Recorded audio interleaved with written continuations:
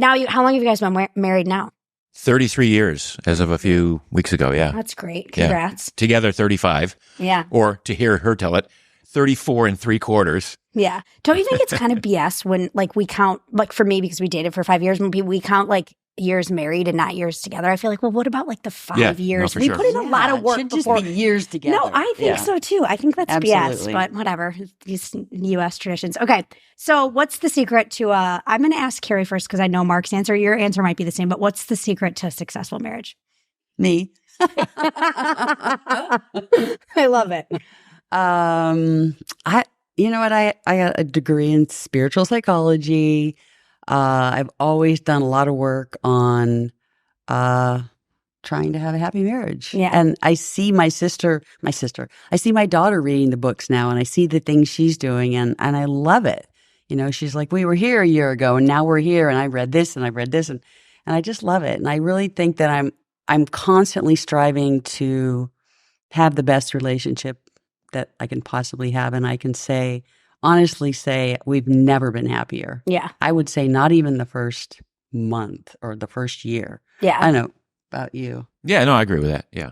But both of you, because I know you're really into the, like, psychology and, like, working on yourself and relationships and just all of that importance. I know that's your thing, like, for sure. But you are too. I mean, I always say when people are like, oh, what's it like working with Mark? And I'm like, Mark is, like, the most emotionally intelligent older white man in existence. Don't you think, Carrie? Like, you're pretty, like, you're not easily affected by anything, really. You're pretty unflappable, but then you're also just, like, very accepting of other people's emotions and stuff. Did you guys, like, couples therapy, personal therapy? Like, what's the take there? Not a lot of therapy. Yeah, I think the therapy that we've done didn't do much for us, and sort of, you know, I don't know whether we had the wrong people, but for the longest time, it just didn't mesh, and it was, like, not productive at all for whatever we were going through.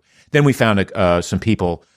Carrie wound up doing some courses with them up in the Pacific Northwest, who we really resonate with in terms of how they think, and they're not really the traditional therapists. It's really sort of asking the right kind of questions to go inward for yourself, and then they use a lot of either their own personal anecdotes or stories about other people they've worked with that wound up getting things resolved. And you hear these stories, you listen to these anecdotes, and then you have your own little aha moments that come to you instead of, somebody telling you, I think we should do this, or I think we should try that. Yeah. Some more self-direction. They concentrate on explaining to you how, which we all know, we're creating our life from moment to moment with our thinking. So everything we're experiencing right now, every feeling we're experiencing is either your thinking or your subconscious thinking. A lot of people think it's the other way around. So I see where something he does annoys me, and I continue to go down that rabbit hole of, why did you do that? Did that mean he doesn't love me? Does that mean da da da da da da da? And I just cause my own suffering when I can go, wow, who knows? Maybe he had a bad day, or maybe I'm taking it personally. It wasn't meant that way, or I can just see how my thinking in the moment is causing my suffering or not. Yeah. So I think we both got that understanding from this couple that we worked with up there. So, I mean, not to say it's been all, wine and roses. It's definitely been a roller coaster. But like definitely. The stock market. Up and down, but an overall trend setting up. I feel like that. Yeah. It's not a linear line. There's definitely peaks and valleys. No. Yeah. What's the name of the couple you guys are referencing up? And, like, people who are listening might want to look into this. Well, they wrote a really great book, The Relationship Handbook, if you're looking to improve your relationship. But George and Linda Pransky are the name of the couple. But it's called the actual type of therapy or type of understanding. I guess they call it understanding. It's called the 3 principles. So you could actually Google the 3 principles. But the Relationship Handbook is amazing. Cool. Good book. Do either of you have, like, personality stereotypes? Like, if you were to describe Mark's personality, what would you say? His personality. It's so interesting because I really think he's kind of quiet and an introvert, but I think most people, because his public persona is so outgoing and gregarious and fun and funny and lively, but at home he's a lot quieter. Yeah. You know, I think that's common to people like who are on film or on camera. Are you quiet at home? No, but I'm not on camera really. Like, Oh, okay. you know, I'm not really the face of anything. I'm Right. never quiet. Yeah, I'll say. Yeah. Yeah. Yeah. What about Carrie? How would you describe Carrie's personality? You know, outgoing, bubbly, life of the party, thoughtful, you know, considerate, energetic. You know, I would say. Oh, I like so, you. Yeah. Today she likes me. I love it.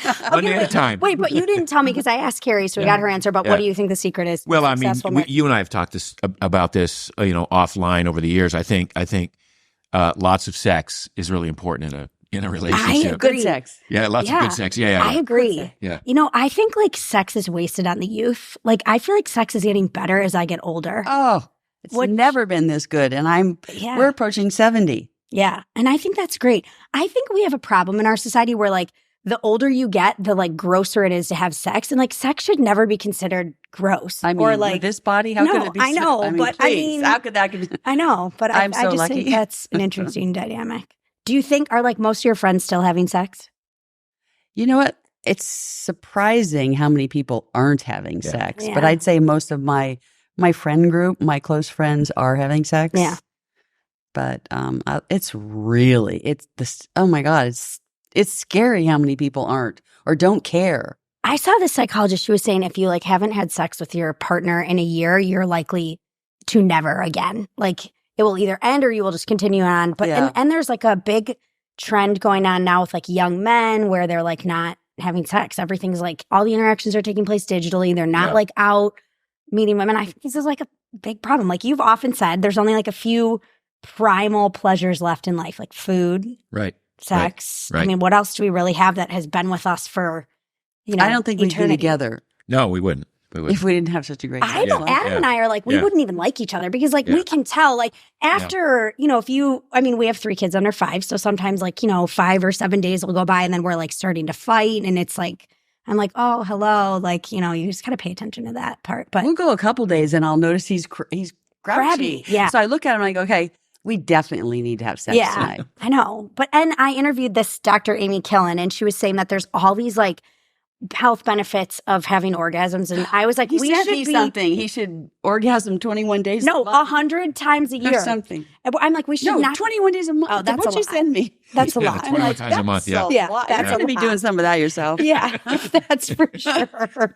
21 That's like days. another job. Come on, Mark. Every man listening is like, I'm going to tell my wife. Mark Sisson said 21 days a month for optimal health. I think it is like an underutilized health hack, though.